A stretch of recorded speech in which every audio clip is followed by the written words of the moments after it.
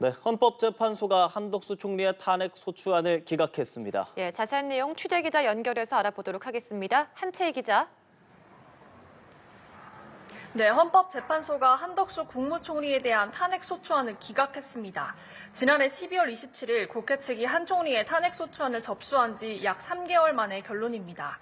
재판관 8명 가운데 5명이 기각, 2명이 각하, 그리고 1명이 인용 의견을 내면서 의견이 엇갈렸습니다.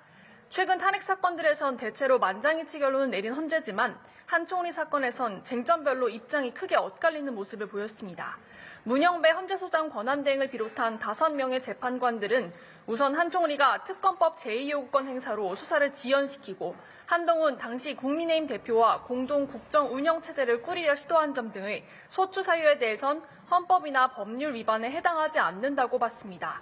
헌재관 20명에 대해선 기각 의견을 낸 5명 중 4명이 헌법과 법률 위배에 해당한다고 봤지만 파면할 정도의 사유는 아니라고 봤습니다. 한편 정계선 재판관은 재판관 미임명과 특검법 제2요구권 행사 등이 헌법 위반이라며 한 총리가 파면되어야 한다고 봤고, 정영식 재판관과 조한창 재판관은 탄핵소추안 의결 정족수가 총리가 아닌 대통령 기준이어야 한다며 각하되어야 한다고 판단했습니다. 헌재는 한 총리가 계엄에 공모하거나 묵인 방조했다는 사유에 대해선 비상계엄 선포에 절차적 정당성을 부여하기 위해 국무회의 소집을 건의하는 등 적극적인 행위를 했음을 인정할 만한 증거나 객관적 자료는 찾을 수 없다고 밝혔습니다.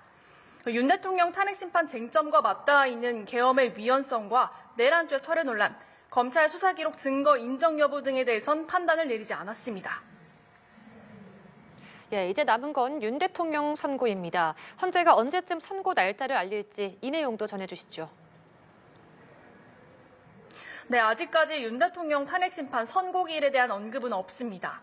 헌재는 아직도 윤 대통령 사건을 두고 평의를 진행 중이고 인용이나 기각, 각하를 결정짓는 평결엔 도달하지 않은 것으로 보입니다.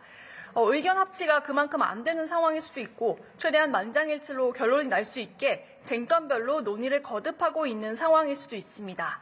오전 선고를 마친 재판관들은 오후에 평의를 이어갈 것으로 보입니다.